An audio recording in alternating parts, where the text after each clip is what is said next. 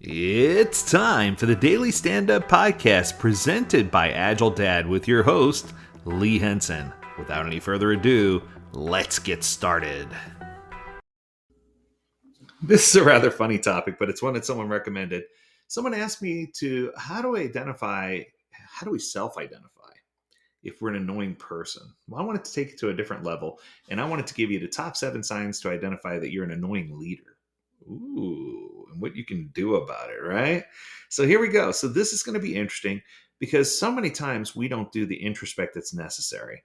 A lot of times our heart's in the right place and we're trying to do the right thing, but boy, some people can just be annoying. I've seen so many times when people rub people the wrong way. So let's get to this list of the top 7 things. So the top 7 things that you can do they're easy to miss signs, but it's a way that you can see that you're annoying. So number 1, you only make room for gloom and doom. Ooh, right? We all know that person. When you go to ask for advice or feedback, or you go to ask them a question, or hey, how's it going today? Oh, not so well. Things can always be better, right? Or sorry, it's just those so not like me. It's hard for me to even say it, but these people are the people who you go to, and there's always bad news on the horizon. The glass is always half empty. And sometimes when you're giving feedback, your feedback could be meant to be construed in a positive way. And, the way I look at it in my mind is if you could say to yourself, I hope you don't take this wrong, or, I hope that I hope that you don't misunderstand this, or whatever the case may be. Well, you're setting yourself up for something that's going to be negative or can taken negatively if you do. So for me, the easy thing for you to do is don't ever let anyone feel like they're defined by a negative moment in time. You need to understand that it's just a single thread in your tapestry, and that if you can improve the way that you communicate with others and try to think more positive, there's always going to be a light that'll shine just a little bit brighter, and things are going to help you. Okay, let's go to number 2. Number 2 is you treat feedback as a one-way street. Man, you're good at dishing out feedback when someone asks, or even when they don't ask, but you're not quite as open to getting the feedback in return, right? This is just the perfect way to alienate people and to make people say, you know what, you're just a jerk, right? Now, should you open the floodgates and just let everyone's feedback in? I'm open to all feedback. Give it all to me. I can take it. You don't want to do that either, because then you're going to open up and you're going to be overwhelmed with the amount of information that could be pouring in. So you need to start little by little and figure out where your filters are and what things you need to be filtering. And if you're proactive in figuring things out, then you're going to be better at doing the whole feedback thing. Okay.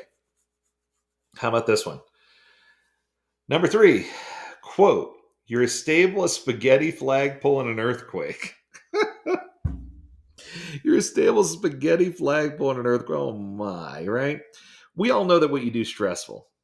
And face it, most work opportunities, if they're worth doing, are going to be stressful. But you know what's worse? Working with a manager who keeps letting you know how stressful management is. it's, it's one of these things. Oh, right? Staff aren't paid the big bucks, and hopefully you are.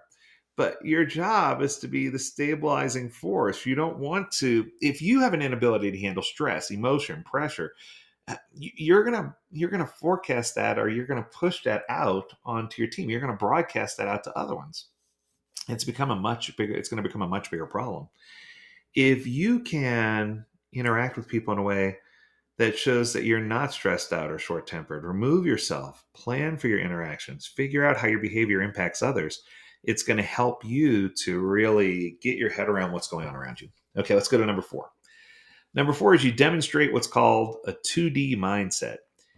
Everything you talk about is work this and work that and blah, blah, blah. Small talk is always linked to work or what's going on within the company and how we're doing as an organization. And if you don't know much about your team beyond their role, the title, the name they go by, and whether or not they're doing their job well, you're missing out on a lot about people, right?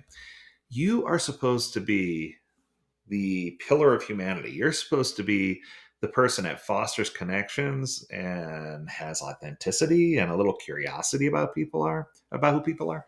So, I mean, I know it sounds silly, but I worked with, so I'm going to call him out by name because I hope he doesn't mind, but my good friend, Jonathan Cooney, is founder of 1-800-CONTACTS. And what I can tell you is He knew people's spouses' names, if they had kids, what were their hobbies. He knew this about just about every single person who worked for the company. And it was just so impressive when I worked with him to see how much he invested in knowing about his people. He even had some of the developers create a game where it would pop up an image of someone and he had to know their name or know their spouse's name. And it was just really, really cool to watch how much he invested in learning about his people.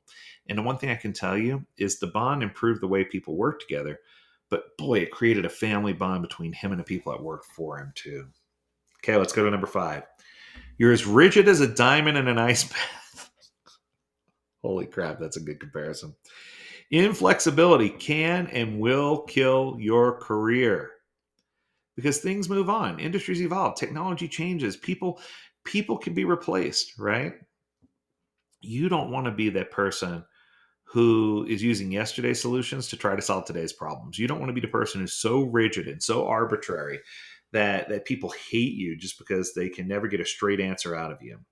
So the best way for you to overcome this are my 3 favorite words. Help me understand. Help me understand why things are the way they are. Help me understand why we're working this way. Help me understand how we got to this point. Help me understand what we need to do differently. If you can learn to leverage help me understand, it's going to help you get out of this darkness and help get you to a good place.